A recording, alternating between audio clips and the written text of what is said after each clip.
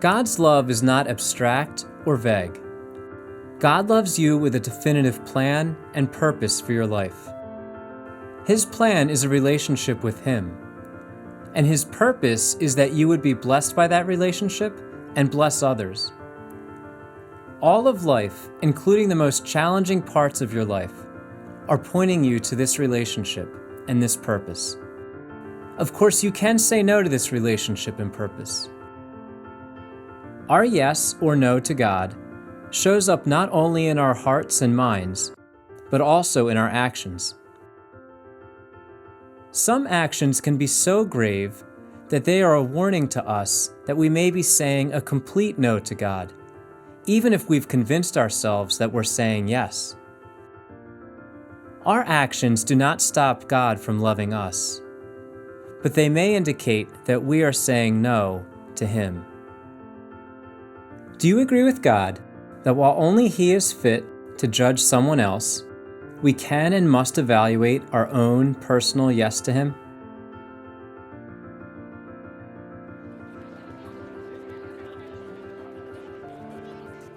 Mortal sin is not an action. It is not. Mortal sin is much more than an action, just like being in a state of grace is not an action.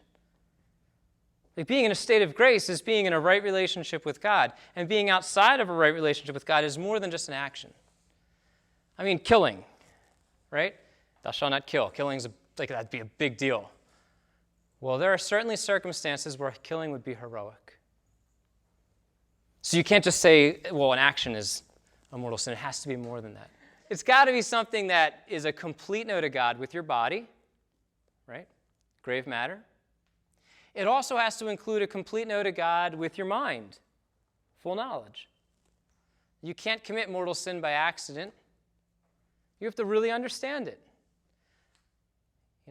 You have to, if you really want to reject and destroy a relationship, you have to really understand that relationship. Then you can really destroy it. Right? You can't accidentally destroy your relationship with God. So full knowledge, or grave matter, a serious thing with your body, full knowledge, and then full consent, a complete no with your heart. And then if all that, you don't even know how to add all that up, the Catechism then says mortal sin is when you have completely said a complete no to love. There is no love in your heart for God or for man. And yeah, I think you can get there. I think hell is real, and I think it's possible to go there, and I think it's possible to say a complete no to God. And I also believe that most of us will die and we will be saying an imperfect yes. I think I will be. And an imperfect yes is enough to save me, but a complete no is a big problem. And see, again, it all comes down to that relationship with God. Even the theology of mortal sin. And if we make mortal sin two-dimensional, grave matter, grave matter, grave matter, well, yeah, grave matter is a part of mortal sin, but it's more than that. And that is how we can, hate the sin and love the sinner. That is how Pope Francis could say things that I know it's controversial for some people, but who am I to judge? Well, you can't. The Catechism says that mortal sin can only be discerned by God. We can discern grave matter. Something is either objectively right or wrong. It is objectively wrong to cheat on your spouse. Adultery, against the commandments, shall not commit adultery, big deal. Grave matter. I can say objectively to any human being, cheating on your wife is a problem. And it's a big problem. And God is not okay with that.